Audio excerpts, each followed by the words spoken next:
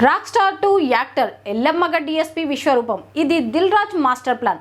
Telugu cinema సంగీత ప్రపంచాన్ని 25 years గా తన ట్యూన్స్ తో ఊపేసిన రాక్ స్టార్ దేవిశ్రీ ప్రసాద్ ఇప్పుడు మైక్ వదిలి కెమెరా ముందుకు వచ్చారు. ఇప్పటి వరకు ఆయన పాటలకు మనం స్టెప్పులేసాం. ఇప్పుడు ఆయన నటనను చూడబోతున్నాం. బలగం వేణు దర్శకత్వంలో దిల్ రాజు నిర్మాణంలో వస్తున్న ఎల్లమ్మ చిత్రం గురించి పూర్తి విశ్లేషణ మీకోసం. ఇక ఈ న్యూస్ అసలు మ్యాటర్ ఏంటంటే డిఎస్పీ కేవలం మ్యూజిక్ డైరెక్టర్ గానే కాకుండా ఈ సినిమాలో పూర్తి స్థాయి హీరోగా పరిచయం అవుతున్నాడు.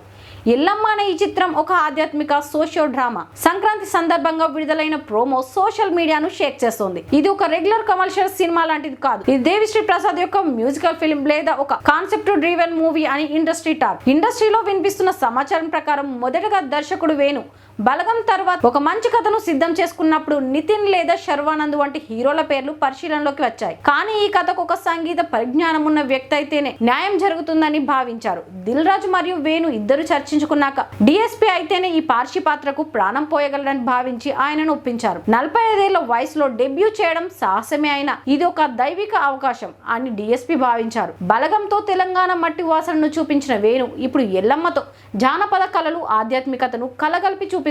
ఈ సినిమాకు సంగీతం సాహిత్యం అందించడమే కాకుండా నటనలోనూ దేవిశ్రీ తన ముద్ర వేయబోతున్నారు. ఇక కింగ్ నాగార్జున ఈ ప్రోమో చూసి ముగ్ధులవ్వడం, ఇది ఖచ్చితంగా పెద్ద హిట్ అవుతుందని చెప్పడం సినిమాపై అంచనాలను పెంచేసింది. తెలుగుతో పాటు తమిళం, హిందీ, కన్నడ, మలయాళ భాషల్లో విడుదల కానుండడం విశేషం. చివరగా చెప్పాలంటే ఇది డిఎస్పీ ఫ్యాన్స్ కు ఒక పండుగ లాంటి వార్త. సంగీతంతో మాయ చేసిన రాక్ స్టార్ ఇప్పుడు నటుడిగా మనల్ని ఎలా మెస్మరైజ్ చేస్తారో చూడాలి. పుష్పతో గ్లోబల్ లెవెల్ కి వెళ్లిన దేవిశ్రీ ప్రసాద్ ఎల్లమ్మతో నటుడిగా కూడా అదే స్థాయి గుర్తింపు తెచ్చుకోవాలని ఆశిద్దాం.